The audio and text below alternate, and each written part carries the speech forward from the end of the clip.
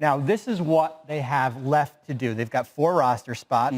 They only have the veteran minimum exception that's worth about $2.6 million. But here's the challenge.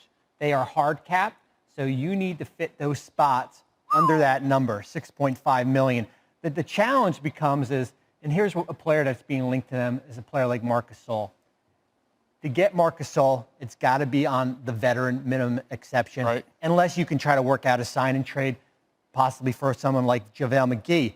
The hard part is he only makes $4 million, so you've got to make the money work. But so far, this team has really reshaped itself. Best team in the West right now. Yeah, it'd be interesting if Gasol wants to go west and try to win a second NBA championship. All right, so let's talk about some of the another team, Bobby, that maybe he's not getting the attention it deserves based on what they've done with their roster. Yeah, that's the Portland Trail Blazers. That's a team that was just fighting to get into the playoffs last year, sneaks into the 8th seed.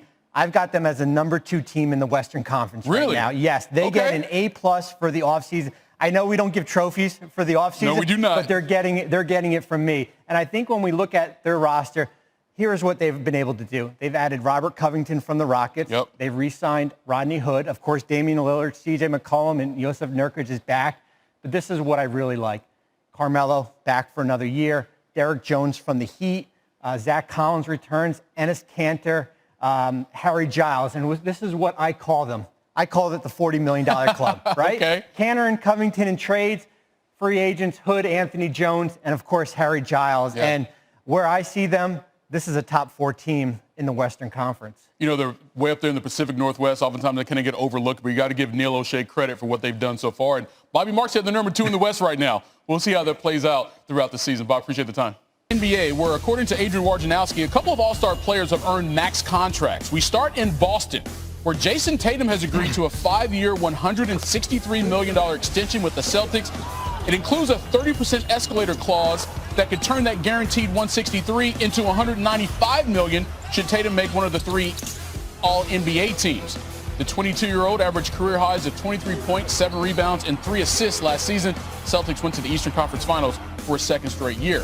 Also grabbing a max bag, Donovan Mitchell.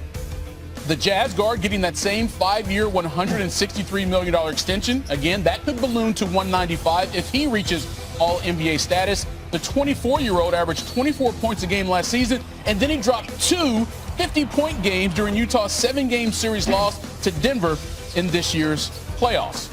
So all total, you have 4 players from the 2017 draft class who have scored more than 3,000 points in their young NBA careers. And now 3 of them have agreed to rookie Supermax extensions with those same squads. The number 1 pick from that year, Markelle Fultz, well, he's no longer with the team that drafted him.